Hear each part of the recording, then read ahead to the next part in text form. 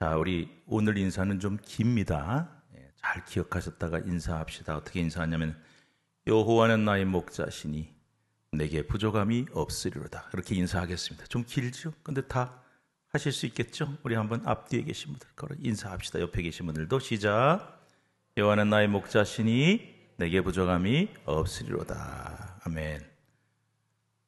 이렇게 인사할 때는 누가 그러더라고요. 정말? 이렇게 정말 부족함이 없어요? 조금 있어요. 그런 분도 봤습니다.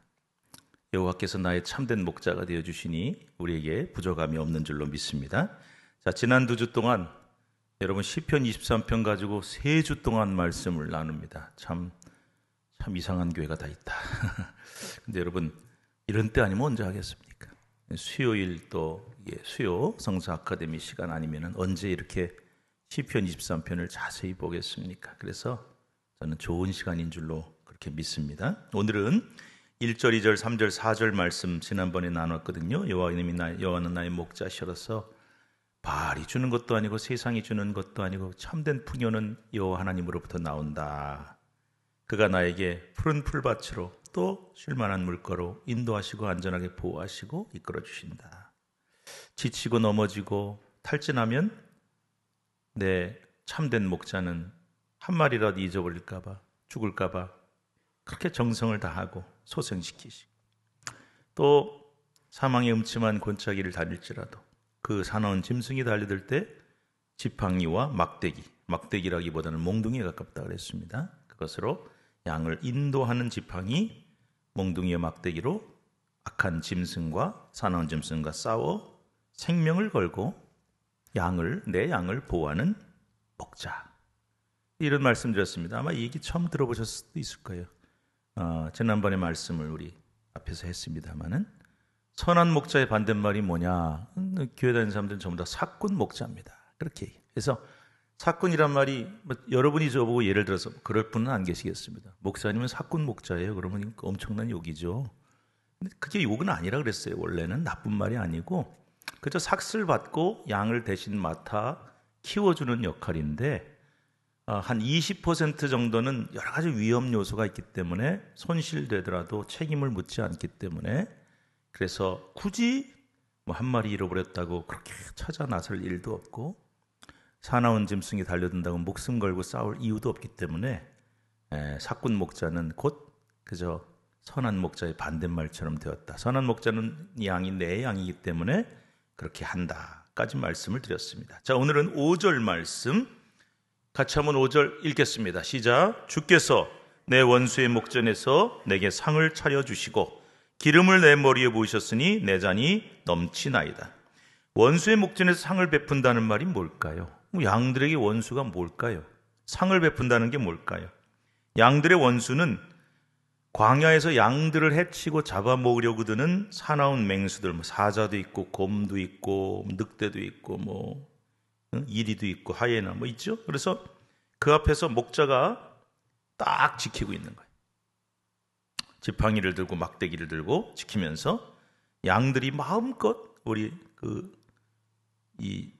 어디로 인도한다 그랬어요? 푸른 풀밭으로 인도하고 쉴만한 물가로 인도해서 거기서 마음대로 풀을 뜯고 물을 마시게 해주는 그 모습을 밥상을 차려준다. 양들의 밥상이 뭐겠어요? 푸른 풀과 좋은 물이죠. 그래서 그 원수인 사나운 짐승들 앞에서 그들이 막 침 흘리고 있겠죠. 노리고 있겠죠. 그러나 목자가 떡하고 지키고 있는 그런 모습이 바로 그들에게는 아주 좋은 잔치상을 차려주는 원수의 목전에서 그런 모습이다. 목자가요, 혼자는 양을 키울 수가 없어요. 양은 마리수도 많지만 끊임없이 딴짓을 합니다. 자기 혼자 떨어져 나가기도 하고 그러다가 사나운 짐승의 밥이 되기도 하고 그러니까 혼자 다 할 수가 없어요. 그래서 여러분 영화나 무슨 해외 이런 토픽 같은 데 보면은 뭐가 도와줍니까? 네? 개가 있어요. 양치기 개가 있어요. 개 종류가 여럿인데 여러분 아마 셰퍼드라고 부르는 개 아실 겁니다. 셰파트라고 부르기도 하고 셰퍼드라고 부르기는데 목사님 어느 게 맞아요? 둘 다 맞아요. 원래 독일에서 유래됐기 때문에 셰파트. 근데 영어식으로 하면 셰퍼드. 뜻이 뭐냐? 목자예요. 그래서 그 양이 이제 양치기를 위한 특화된 이제 개로 견종으로 이렇게 개량을 했기 때문에 이름을 목자라는 이름을 붙여서 셰퍼드라고 했는데, 물론 뭐 셰퍼드뿐만이 아니고 그 개들이 도와줍니다. 저는 영상 보니까 너무 신기한 거예요. 막 뛰어다니면서 양들을 막 몰아갑니다. 얼마나 똑똑한지 몰라요. 도움을 받습니다. 그런데도 불구하고 그 양치기 개에게 양들을 맡길 수는 없습니다. 잠시라도 한눈을 팔면 금세 맹수의 밥이 되기도 하고 도둑의 희생물도 되기 때문에 늘 뜬 눈으로 지새다시피 해야 되는 목자는 그야말로 3D 업종이었습니다. 3D가 뭔지 아시죠? dirty, 더럽고 difficult, danger. 어렵고 위험하고. 그러니까 이 목자는 힘들고 냄새나고, 여러분 양이요 깨끗해 보여도 엄청 냄새가 납니다. 그 양치기 옆에, 목동 옆에 가면은 그 양들의 냄새가 배어 있어서 코를 막죠. 냄새나고 더럽고. 그런데 얼마나 힘들고 엄청난 헌신을 요구하는 직업입니까? 그럼에도 불구하고 그 양을 치는 선한 목자는 얼마나 정성을 다하는지 몰라요. 그래서 20년 동안 삼촌 라반의 양떼를 돌보던 야곱이 삼촌하고 헤어집니다. 저 이제 독립해서 집으로 갈래요.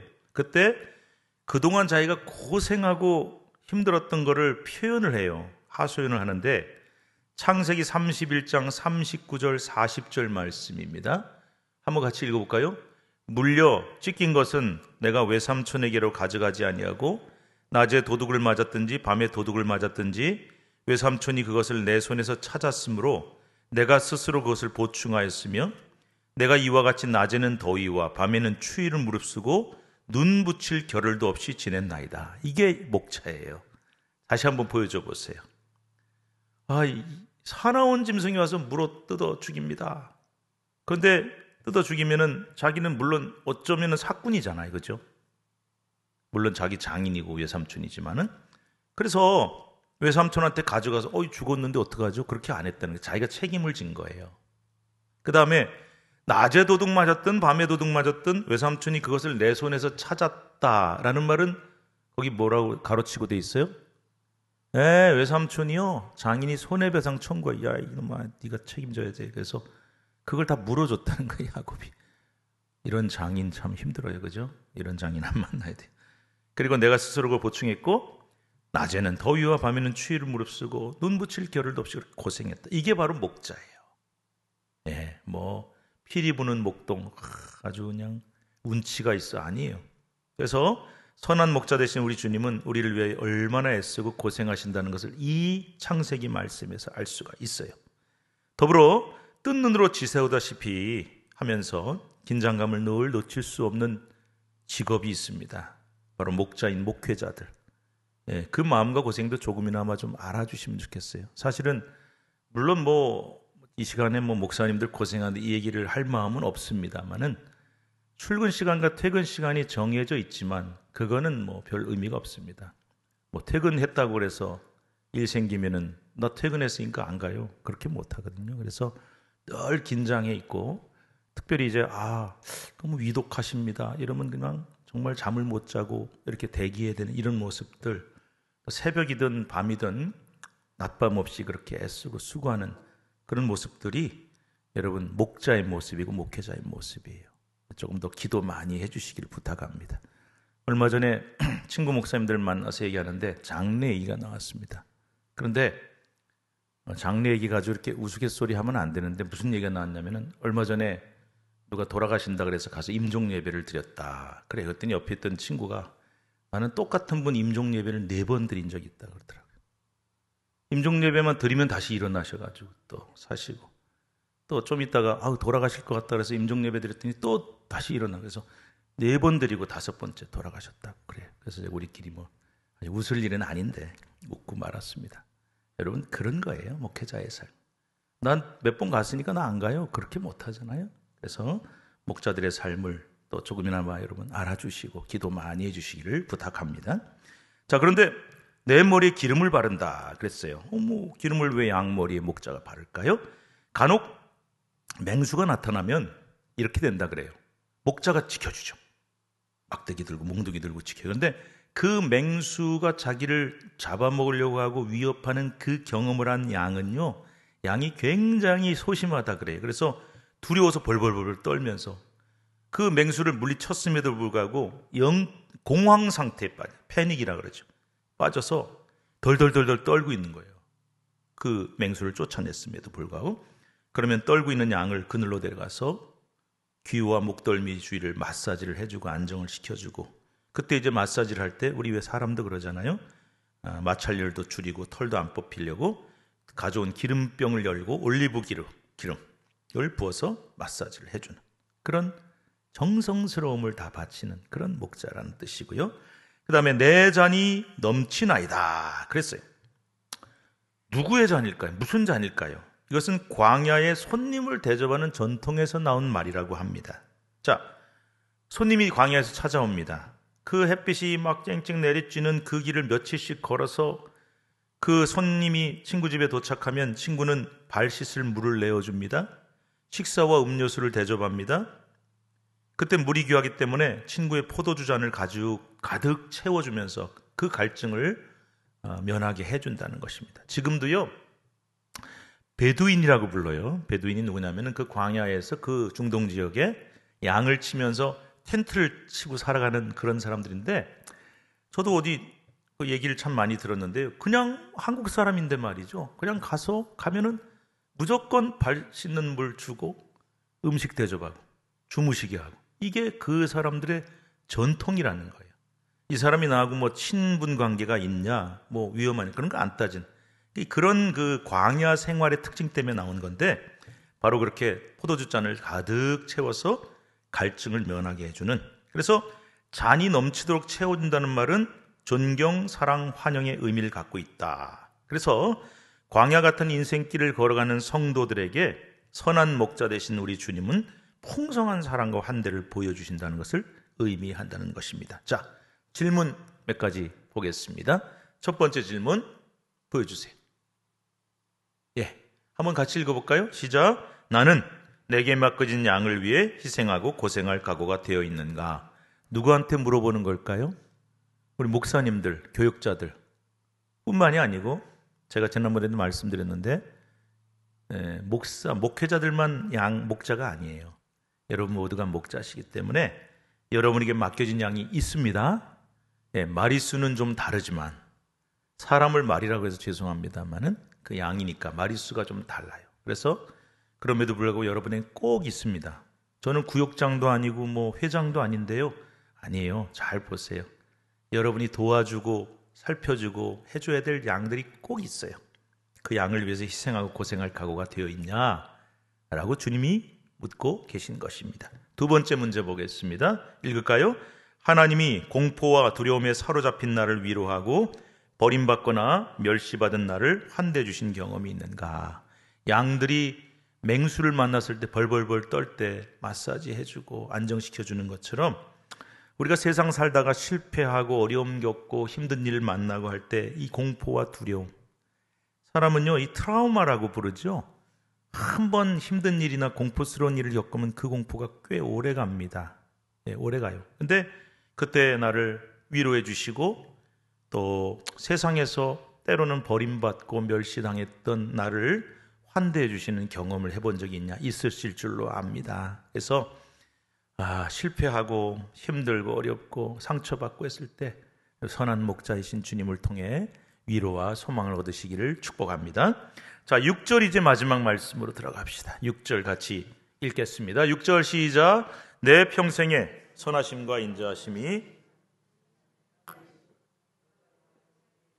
영원히 살리로다. 자, 유대인들은요 시간 개념이 좀 우리하고 달라요. 예를 들면 창세기에 그 하나님이 천지를 1장에 창조하실 때 하루를 어떻게 묘사합니까? 아침이 되고 저녁이 되니 이렇게 말하지 않아요? 저녁이 되고 아침이 되니 첫째 날이다. 그래서 이 유대인들, 히브리인들의 하루는 저녁 6시 정도에 시작이 됩니다. 하루가 끝나고 시작이 돼서 그 다음날 저녁 6시까지. 그런 개념도 다르고요. 또 과거를 어떻게 생각하냐면요, 미래를 어떻게 생각하냐면 우리는 과거가 지나왔다고 생각하잖아요. 지나온 과거, 미래는 앞으로 펼쳐질 미래. 그런데 유대인들은 어떻게 생각하냐면은 미래가 뒤에서 따라온다고 생각했대요. 미래가 내 앞에 펼쳐진 게 아니라 뒤에서 따라온다. 그래서 오늘 본문에서 내 평생의 선하심과 인자심이 반드시 나를 따른다는 말은 하나님이 선하심과 인자심으로 반드시 나를 인도해 주시고 보호해 주실 것이다. 그 미래가 나를 따라온다. 여러분, 지금까지 사시면서 하나님의 은혜로 사셨을 줄로 믿습니다. 그렇다면 그 경험에 의하면 내 미래도 하나님이 인도해 주시고 보호해 주실 줄로 확신하시기 바랍니다. 앞으로야 모르지 뭐, 지금까지야 그랬는지 모르겠지만 이 아니라 에베네셀 하나님, 여기까지 인도하신 하나님은 그 에베네셀의 의미는 앞으로도 앞날에도 인도하실 것이다. 그래서 그 미래가 나를 따라온다, 그런 의미고요. 그래서 여러분, 아무도 미래를 몰라요. 미래는 불확실해요. 그래서 불안한 것이지요. 유대인들은 불확실한 미래에 대한 불안을 극복하기 위해서 과거의 일을 묵상하는 일들을 참 많이 했다 그래요. 여러분, 과거가 필요할 때가 있어요. 자, 성경에 나오는 신앙의 선배들을 보면 앞날에 대한 두려움과 불안이 엄습할 때마다 과거에 하나님이 나에게 베푸신 선한 신일과 신실한 일을 묵상함으로 극복했어요. 시편에 보면은 제일 많이 등장하는 주제가 출애굽 사건입니다. 시편의 찬양에 왜 출애굽회가 사건이 80회 이상이 나오는데 왜 그렇게 많이 나오냐? 한번 생각해 보세요. 하나님께서 우리 조상이 애굽에서 10가지 재앙으로 출애굽을 하게 하셨어. 기적이죠, 기적. 그리고 애굽 백성이 군대가 뒤에서 쳐들어올 때 어떻게 하셨습니까? 홍해 바다를 갈라서 거기를 건너게 하신 하나님이시오. 그 하나님이 뭘 못 도와주시겠냐? 뭘 못 하시겠냐? 그 얘기예요. 여러분, 그렇게 엄청난 기적을 경험했는데 조그만 일 가지고 어떡하냐 불안해하고 하나님 도와주실까 안 도와주실까 그러지 말라는 거예요. 그렇게 큰 일을 행하신 분이 그 정도 안 도와주시겠냐, 이런 믿음을 갖고 있었던 거예요. 자, 여러분께 한번 묻겠습니다. 여러분이 지금까지 사시면서 경험했던 제일 큰 기적이 뭘까요? 혹시 뭐 암병이 나음을 받았습니까? 아니면 망해가는 사업이 다시 살아났습니까? 그거 비교가 안 되는 엄청난 기적을 저와 여러분 모두 여기 계신 분들이 다 체험하셨어요. 뭘까요? 죽을 수밖에 없는 죄인을 구원해 주신 사건이에요. 아멘입니까, 여러분? 하나님의 자녀 삼으신 사건이에요. 그러니까 여러분 생각해 보세요. 죽을 수밖에 없는 죄인의 괴수를 구원해 주신 그 놀라운 사랑과 은혜를, 기적을 베푸신 하나님이 뭘 못해 주시겠어요? 그러니까 거기에 비해서는 아무것도 아닌 일 가지고 떨지 마시고 두려워하지 마시고, 그런 믿음을 이스라엘 백성이 갖고 있었고 오늘도 우리가 가져야 된다. 그러니까 여러분, 혹시 힘든 일, 어려운 일 겪으시고 또 눈앞에 두려운 일이 생기시면은 그때는 지금까지 지나온 과거를 돌아보면서 지금까지 나를 인도하신 하나님, 보호하신 하나님, 도와주신 하나님, 죽을 수밖에 없는 죄인을 하나님의 자녀 삼으신 하나님, 그걸 기억하시면 용기를 얻고 확신을 얻게 된다는 것이. 자, 그리고 마지막으로 내가 여호와의 집에 영원히 살리로다. 이게 무슨 뜻일까요? 자, 성경시대 이스라엘에게 가장 중요한 사회적 공동체는 가족이었습니다. 당시의 가족은 대가족이었습니다. 지금처럼 핵가족이 아니에요. 그래서 한 집안에 4대 5대가 함께 살아요. 어떻게 한 4대 5대가 살아요? 옛날엔 결혼 일찍 했잖아요. 애 일찍 낳았으니까. 저는 증조 할머니 살아계신 걸 봤거든요. 그죠, 여러분들? 요즘 애들이 결혼을 늦게 하니까 그게 불가능해져 버렸어요. 근데 옛날에는 심지어는 몇 대를 더 보는, 그래서 4대 5대가 한 집안에 사는 대가족, 일종의 친족 공동체. 그 집의 가장에게는 그 친족 공동체 대가족을 통솔하는 중요한 리더십과 권위가 주어졌고, 소속된 가족들은 그 가장에게 절대적인 순종으로 따라야 했었습니다. 그런 순종이 있을 때에만 가정의 보호와 안정이 보장이 될 수 있고, 가족을 떠난 개인은 이미 사회적 존재 가치가 완전히 박탈된 사람이 될 수밖에 없어요. 그래서 가족을 떠날 수가 없어요. 여러분, 떠오르는 게 뭐가 있어요? 창세기 12장 1절에 하나님께서 아브라함에게 뭐라고 말씀하십니까? 너의 고향, 친척, 아버지 집을 떠나 내가 내게 지시할 땅으로 가라. 있을 수 없는 일이. 지금 같으면 네, 그리고 독립해서 가면 되는데 그때는 이 대가족을 떠난다는 것, 그리고 친족 공동체, 시족 공동체를 떠난다는 것은 완전 사회적으로 고립되고 끝장나는 것이었어요. 그런데도 아멘하고 갔죠. 자, 본문에서 여호와의 집에 거한다는 것은 여호와를 가장으로 하는, 하나님이 우리 집의 가장이에요. 그래서 친족 공동체에 소속이 돼서 그의 가족으로 받아들여진다는 뜻입니다. 그분의 완전한 보호 아래 있으면 그분이 가족의 모든 것을 책임져 주신다는 뜻이에요. 단 그분께 전적으로 순종한다는 전제하에 말이죠. 우리는 여호와의 집에 속했습니다. 그의 가족입니다. 그의 자녀인 줄로 믿습니다. 그 집 마당에서 우리는 그분을 마음껏 찬송할 수 있어요. 오늘 여러분 찬송하셨잖아요. 얼마나 놀라운 축복입니까? 다윗은 시편 23편의 결론으로 여호와의 집에 영원히 산다고 하는 이 놀라운 축복에 대한 기대를 가지고 시편 23편을 마무리하고 있는 것입니다. 자, 6절에 대한 질문 한번 봅시다. 첫 번째 질문, 길어요. 같이 한번 읽어봅시다. 시작. 혹 지금 나를 두렵거나 의심하게 만드는 미래에 대한 불안이 있는가? 지금까지 내가 살면서 겪은 하나님의 가장 크고 놀라운 사랑과 인도하심이 무엇인지 기억해보자. 미래에 대한 두려움이 있으세요? 저도 있어요. 우리 자녀들의 미래에 대한 두려움도 있고 우리 모두의 미래 우리가 모르잖아요. 그런데 그때마다 우리 믿음의 선배들처럼 과거에 베풀으신 하나님의 은혜와 인도하심을 떠올리며 기억해서 확신을 얻으시기를 바랍니다. 자, 두 번째 문제 읽읍시다. 시작. 나는 지금 여호와의 집에 자녀로 가족으로 들어가 있는가? 그러므로 어떤 보호와 평안과 복을 누리고 있는가? 여러분 하나님의 자녀이신 줄로 믿으시죠? 아멘 안 하시는 분은 도대체 어디서 데리고 온 사람입니까? 어디서 입양해 왔습니까? 하나님의 자녀인 줄로 믿으시죠? 그리고 우리 신촌교회라고 하는 이 교회 공동체, 가족 공동체 가족인 줄로 믿으시죠? 그러면 하나님이 보호해 주시고 복을 주시고 책임져 주신다고 약속하셨습니다. 자, 이제 시편 23편 말씀을 다 마칩니다. 조금만 더 양에 대해서 하다 보니까 이 양과 목자의 관계에 대해서 가장 잘 설명하고 있는 시편 23편을 3주 동안이나 말씀을 나눴습니다. 그러면 성경에는 양만 있냐? 동물이 천만에요. 엄청나게 많은 동물들이 등장을 합니다. 자, 그 중에 또 양만큼은 아니지만 제일 많이 등장하는 동물 중에 하나가 있습니다. 바로 낙타입니다.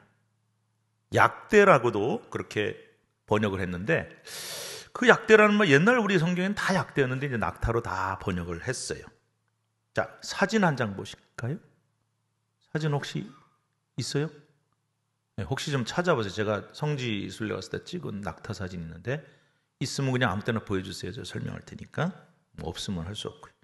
자, 이 낙타, 약대는요, 왜 그 광야와 사막 지역에서 굉장히 중요한 동물이냐면은 운송수단으로 최고죠. 자, 낙타 타보신 분 없어요? 예. 웬만하면 타지 마시기를 바랍니다. 제가 시내산에 올라가는데 새벽 2시인가에 출발했어요. 일출을 봐야 된대요. 그래서 12시쯤 숙소에 들어갔더니 2시간 있다 나오래요. 그래서 막 졸린 눈을 비비고 탁 나왔는데 딱 차 타고 가서 시내산 밑에 갔더니 낙타를 타려는 겁니다. 애들이 이렇게, 여러분 낙타 무릎 아시죠? 무릎을 이렇게 딱 완전히 직각으로 굽혀갖고 딱 있길래 별 생각 없이 딱 탔는데 타보니까 뭘 잡을 게 없어요. 무슨 안장같이 생긴 건 있는데 뭐 이렇게 잡을 수 있는 게 없고 막대기 같은 게 하나 딱 있고 딱 잡았는데 쑥 일어나는데 얼마나 높은지 그냥 제 느낌에 한 2m는 넘겠다 싶을 정도로 굉장히 높습니다. 걱정이 돼. 낙타를 타고 이제 저 올라가는데 그 바위산을 또박또박 올라가는데 나중에 이제 내려올 때 보니까 옆에가 천길랑 떨어지요. 그래가지고 그 오솔길을 올라가는데 저는 너무 피곤해서 잠깐 졸기도 했거든요. 안 떨어졌으니까 여기 지금 있는 겁니다. 거기서 졸다가 떨어졌으면 뭐 저는 오늘 이 자리에 없죠. 그래서 제가 웬만하면 타지 마시라는데 타보는 것도 또 괜찮아요. 좀 무섭긴 하지만 신기한 경험인데요. 자, 낙타는 오랜 시간 물 없이 살 수 있어요. 왜 그런지 아시죠? 낙타의 봉, 그래서 단봉 낙타라 해서 이 혹이 하나가 있는 게 있고 쌍봉 낙타가 있는데 그 속에 물을 저장하기 때문에 물 없이도 오래 견딜 수가 있고요. 이 낙타의 그 발이 이 모래땅이나 광야를 잘 걸을 수 있도록 최적화가 되어 있어요. 그래서 낙타는 사막에서 특히 사람들과 함께 지내는 굉장히 중요한 가축화된 동물인데 등에 물이 있다 그랬더니 그 뭐 쿡 찌르면 물 나오냐? 이렇게 얘기하는 분인데 물이 아니고 지방이 저장되어 있어요. 그래서 지방이 물 같은 역할을 하기 때문에 한 3일 정도 물 한 모금 안 마셔도 지장이 없다고 합니다. 신기하죠? 근데 등의 혹이 작아진대요. 물을 안 먹으면 점점점. 그래서 필요한 수분은 혹 속의 지방을 분해시켜서 수분을 만들어내는 몸속에 물 만드는 기계가 들어있는 거예요. 그래서 이제 며칠 동안 물 안 마시면 그 혹이 작아진다. 자, 아까 말씀드렸죠? 혹이 하나 있는 게 있고 단복낙타, 쌍복낙타가 있는데 혹 두 개 있는 쌍복낙타는 중앙아시아, 또 뭐 오스트레일리아, 호주 이런 데에 있고요.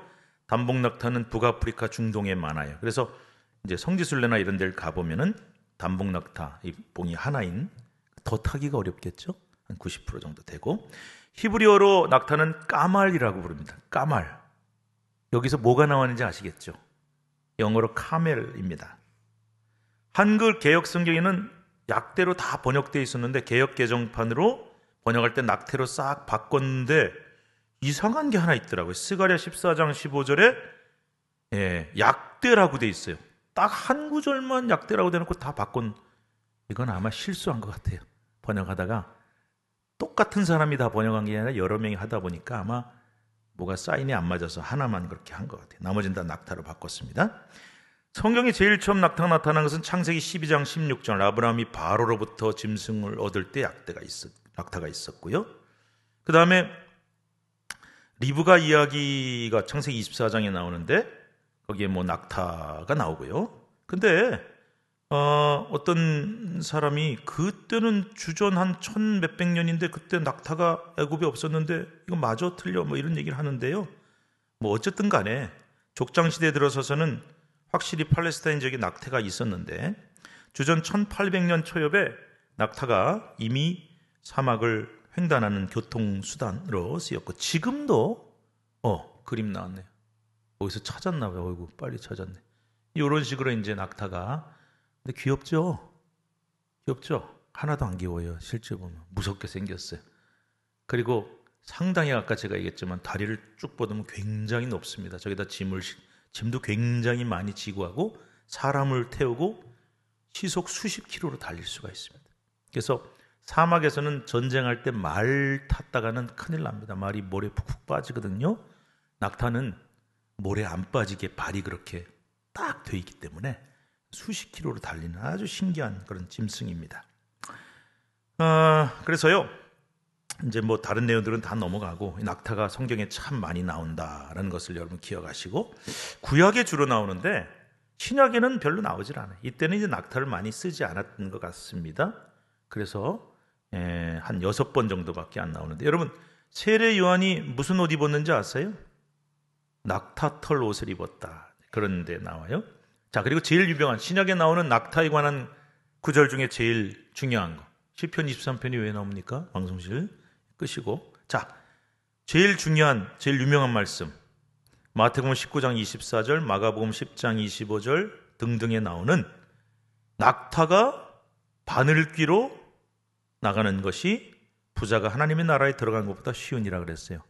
낙타가 바늘귀란 게 바늘구멍인데 그거 통과하는 게 불가능하죠? 그 정도로 부자가 천국에 들어가는 게 어렵대요. 그럼 부자는 천국에 못 가냐? 그게 아니라 부자들이 돈에 대한 집착이나 욕심이 클 가능성이 높아서 그렇게 말씀을 하신 거예요. 그래서 하나님 잘 믿고 돈 잘 하나님을 위해 쓸 수 있는 부자 되시면 천국 아무 문제 없습니다. 하나님 잘 믿는 부자 되시면 돼요. 그 다음에 또 마태복음 19장이나 마가복음 10장 또 누가복음 18장 이런 데 나오는 보면은 맹인된 인도자여, 마태복음 23장 24절에 나온 얘기입니다. 맹인된 인도자여 하루살이는 걸러내고 낙타는 삼키는다다. 하루살이는 요만한데 그거는 걸러내고 낙타를 삼키는, 욕심이 많은, 욕망이 많은 지도자들을 책망하실 때 그 비유에 낙타가 등장한다. 자, 세 번째 짐승까지만 보고 이제 오늘 마치겠는데요. 세 번째로 제일 많이 또 등장하는 동물이 있습니다. 나귀입니다. 나귀.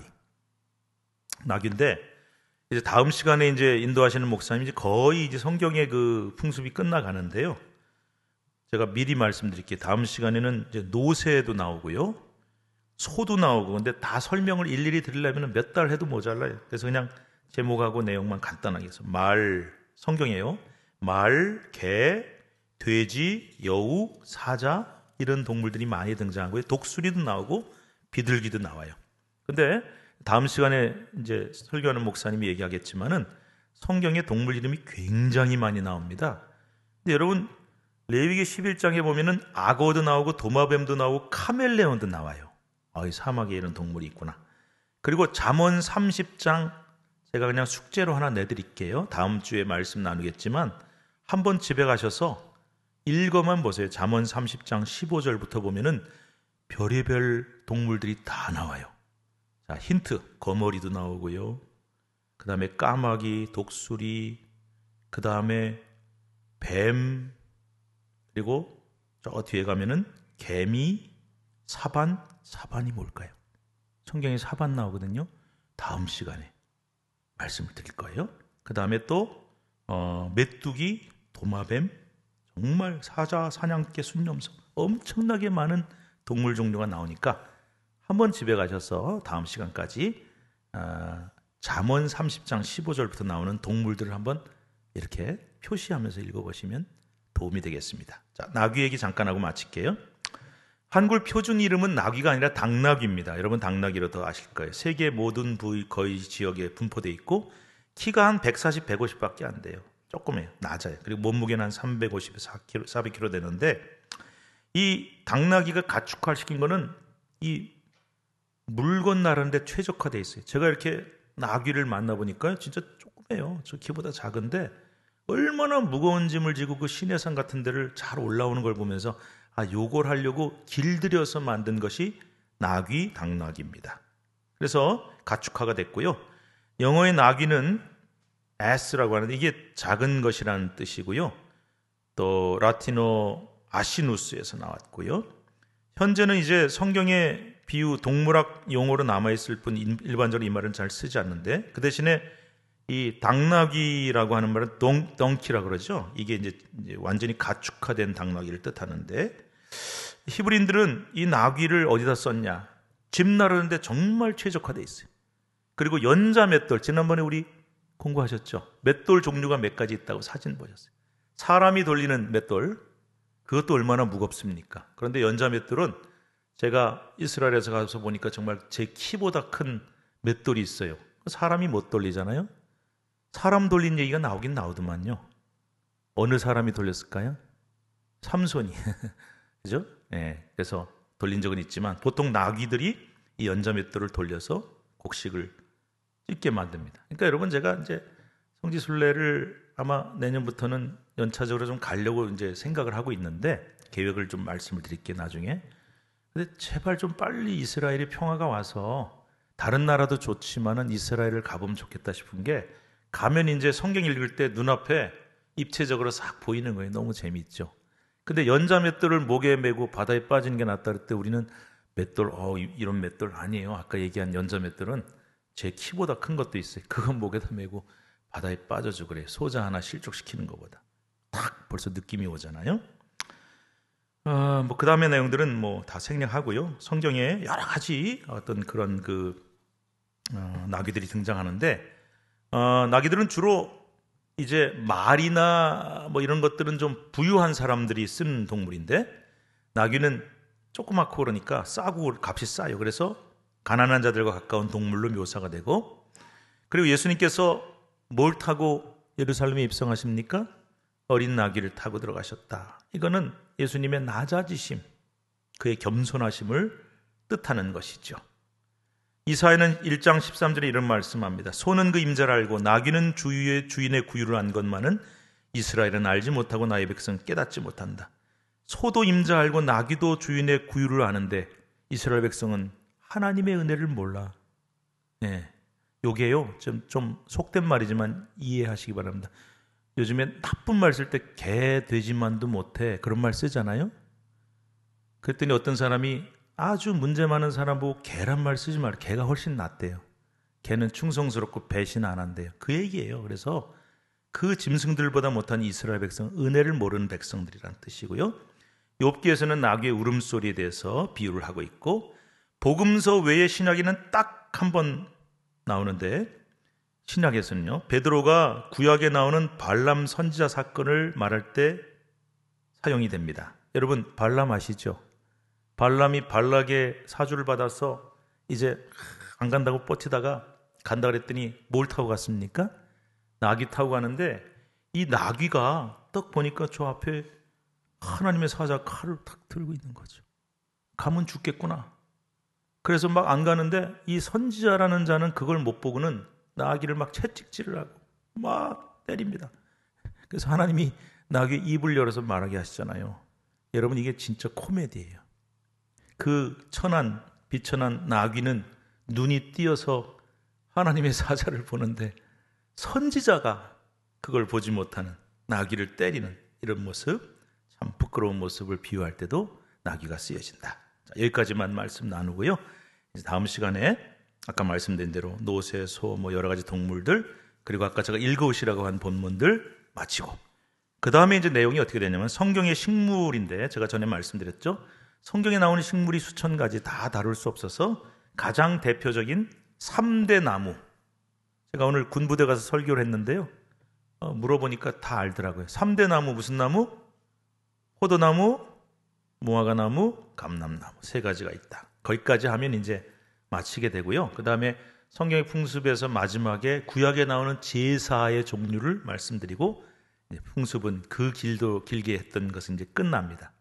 그리고 그 다음에 이제 진도가 어떻게 되느냐? 요즘에 새벽에 요한계시록 말씀 읽고 있거든요. 그래서 제가 요한계시록에 나오는 7교회, 소아시아 7교회의 말씀을 한번 좀 깊이 한번 이 시간에 나눠보면 좋겠다. 수요일 좋은 시간이에요. 주일날은 이렇게 할 수가 없어요. 그래서 여러분, 말씀 공부하는 좋은 시간이라고 생각하시고 열심히 참여하셔서 은혜 많이 받으시기를 바랍니다. 기도합시다. 하나님 감사합니다. 시편 23편과 또 동물들을 살펴보면서 거기에 있는 깊은 메시지와 하나님의 은혜를 발견케 하시니 감사합니다.